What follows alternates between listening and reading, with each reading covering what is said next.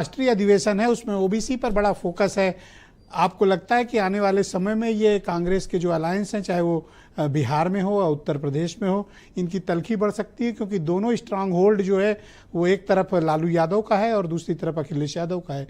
क्या ये कांग्रेस अपने सहयोगियों को प्रति इस तरह का भाव रख रही है या वाकई में अब कांग्रेस देश भर में बीजेपी का मुकाबला करने को तैयार है? देखिए, अधिवेशन में बिंदु जो उठाए गए हैं, अगर आप उनको देखेंगे तो कांग्रेस देश में जहां जहां बीजेपी के सामने अकेले लड़ी वहां वो हार गई। चाहे मध्य प्रदेश हो, चाहे राजस्थान हो, चाहे छत्तीसगढ़ हो, और इसके अलावा बहुत सारे राज्य हैं, गुजरात से लेकर तमाम जगह।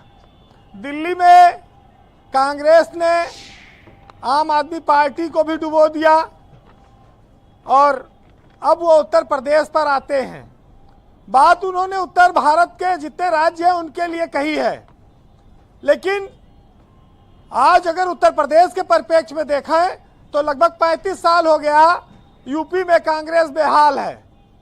और कांग्रेस के पास ब्रजेश जी यूपी में कार्यकर्ता नहीं है, जो भी है सब पदाधिकारी हैं, किसी न किसी पद पे हैं, वर्कर नहीं है इनके पास। तो चिंतन करना, पूरे देश से लोगों को बुलाकर आगे बढ़ने की बात करना, उसमें कोई बुराई नहीं है। लेकिन जब आपके पास जातीय आधार पर समीकरण नहीं है, कोई वोट बैंक नहीं है, तो ऐसे में कोई चमत्कार कर पाना आसान नहीं है। बिहार में चुनाव होने वाले हैं। कांग्रेस ने एक बुद्धिमानी जरूर की कि वो विपक्ष के गठबंधन के साथ वहां है और वो बीच बीच में वहां पर सत्ता में भी साझीदार बनी। लेकिन उत्तर प्रदेश के परिप्रेक्ष्य में यहाँ पर कई तरह की दिशाएं और हवाएं चलती हैं जी।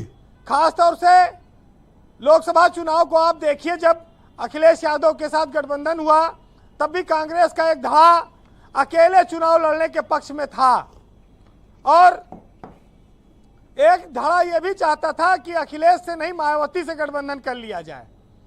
तो कांग्रेस के यूपी के नेता ही कांग्रेस को कंफ्यूज कर देते हैं। आज परिणाम लोकसभा का 6 सांसद कांग्रेस के पास हैं, उसी गठबंधन की वजह से है। ये जरूर है कि मुसलमान वोट लोकसभा के दौरान बहुत बड़ी संख्या में कांग्रेस के साथ जाता है, क्योंकि उसको लगता है कि कांग्रेस बीजेपी के सामने सरकार बना सकती है देश में। लेकिन वो यूपी में इलेक्शन में अखिलेश यादव और समाजवादी पार्टी की ओर चला जाता है और कांग्रेस को छोड़ देता है।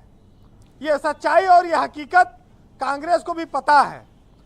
देखिए, कांग्रेस के उत्थान का खाली एक उम्मीद है कि कांग्रेस के पास लीडरशिप नौजवान है।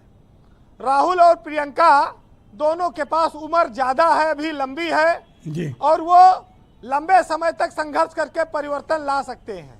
इसके अलावा कांग्रेस के पास यूपी में कुछ नहीं है। और बीजेपी ने कहा भी था कि कांग्रेस बूढ़ी हो गई है, और कांग्रेस बूढ़ी से अब जवान भी हो गई, लेकिन अभी सत्ता के आसपास नहीं आ पाई है। उसके नेताओं को इस बात पर ध्यान देना चाहिए कि किसी तरह से गठबंधन के साथ ही मिलकर अगर सरकार में आने का मौका मिले तो वहां पर पहुंचना चाहिए, और तब उसके बाद फिर अकेले चुनाव लड़ने की बात सोची जाए।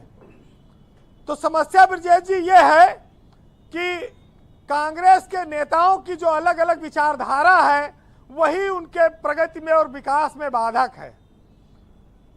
अगर इनके नेताओं को ये वहम ना होता कि अकेला चना भाड़ फोड़ सकता है, तो फिर ये देश के अन्य राज्यों में न जाते, और चाहे मध्य प्रदेश में हो चाहे हरियाणा में हो, ये अपने सहयोगी दलों के लिए ऐसी कटु बात, कड़वी बात न बोलते जिससे उनको तकलीफ होती। तो ये गठबंधन देखिए, यहाँ पति पत्नी गठबंधन नहीं चल पा रहा है। नीला ड्रम पूरा आतंक मचाया है पूरे देश में, आप देख रहे हैं। और कोई कहीं सास दामाद के साथ भाग जा रही, कहीं 3 बच्चों की माँ कक्षा 12 पढ़ने वाले बच्चों के साथ भाग। ये तो नेताओं नीला ड्रम से ध्यान आया, कल मुझे एसएन सिंह फोन किए थे, नीला ड्रम पे काफी देर चर्चा कर रहे थे। अनिल दुबे भी आ जाए तो काफी परेशान थे। मैंने इनको आश्वस्त किया कि भाई परेशान मत होइए, ये सब खबरें मीडिया में आती जाती रहती, आप लोग को विचलित नहीं होना है। देखिए, नीला ड्रम की तो बाजार में खरीदारियां बंद हो गई, फैक्ट्री वाले परेशान हैं, ऐसी घटनाक्रम हो गया। लेकिन क्या ज्यादा खरीद हो रही है क्या? आप तो बिक्री ये बंद है विषय ना, नहीं नीला है ड्रम संवाद कोई का। प्लास्टिक वाला नहीं ले रहा है, विषय पर वो- आइए। तो एक समस्या तो आ ही गई है।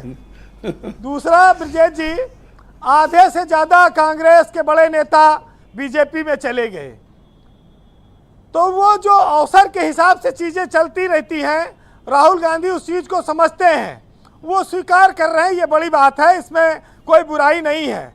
लेकिन जहां पर आपके पास अच्छे सहयोगी हैं, उनको जिम्मेदारी के साथ साथ लेकर चलना आपका कर्तव्य है। अगर कांग्रेस उनको अपने साथ जोड़कर नहीं चल पा रही तो ये उसकी नाकामी है, और इससे वो सत्ता में आ नहीं पाएगी। जी वीरेंद्र जी, देखिए, अगर प्रमोद तिवारी इतने साल से नेता है, अगर एक बार प्रदेश अध्यक्ष बना देती कांग्रेस तो क्या चला जाता उसका, वो भी एक बार बन लेते। ये लो, और ये जो तो नई प्रदेश कहानी अध्यक्ष, शुरू कर दी है। हम लोग बात ओबीसी कर रहे हैं, कह रहे हैं तिवारी जी को अध्यक्ष बना दो। ये इनका एक सेकंड रुक जाओ सर। विश्लेषण है। वाह देखिए, वीरेंद्र जी, ऐसा है कि सहारे जो होते हैं वो इंसान को खोखला कर देते हैं, लेकिन जब आप कमजोर हो तो सहारा लेना चाहिए। और पार्टी में जितनी बड़ी बची नहीं, उससे ज्यादा अगर गुटबाजी होगी तो कैसे होगा। ब्रजेश जी, पेड़ हमेशा पत्तियों से हरे होते हैं, और जो पेड़ पतझड़ में सूख जाते हैं वो ये संकेत देते हैं कि आने वाला मौसम बसंत का है, और नई पत्तियां और नया तरह से फिर खिलेंगी और नई चीजें होंगी। तो सियासत भी इसी तरह से चलती है।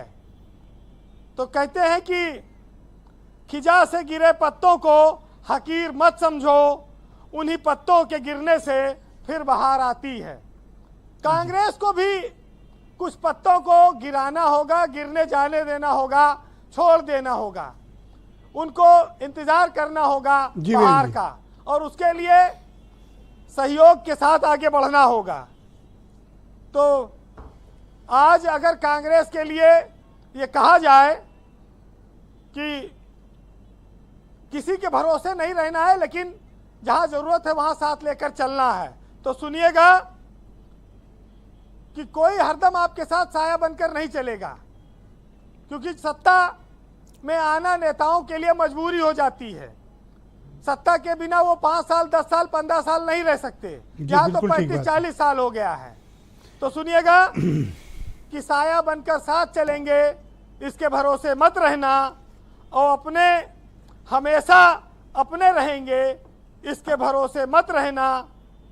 और सावन का महीना आते ही बादल तो छा जाएंगे, हर हाल में लेकिन बरसेंगे, इसके भरोसे मत रहना। बहती नदी में कच्चे घड़े, रिश्ते नाते हुस्न वफा, और दूर तलक ये बहते रहेंगे, इसके भरोसे मत रहना। बहुत शुक्रिया वीरेंद्र जी, आपने बहुत सारगर्भित बात हम तक पहुंचाई और एक ड्रम वाला अलर्ट भी जारी किया। बहुत शुक्रिया आपका हमारे साथ जुड़ने के लिए। बहन भाइयों, इस परिचय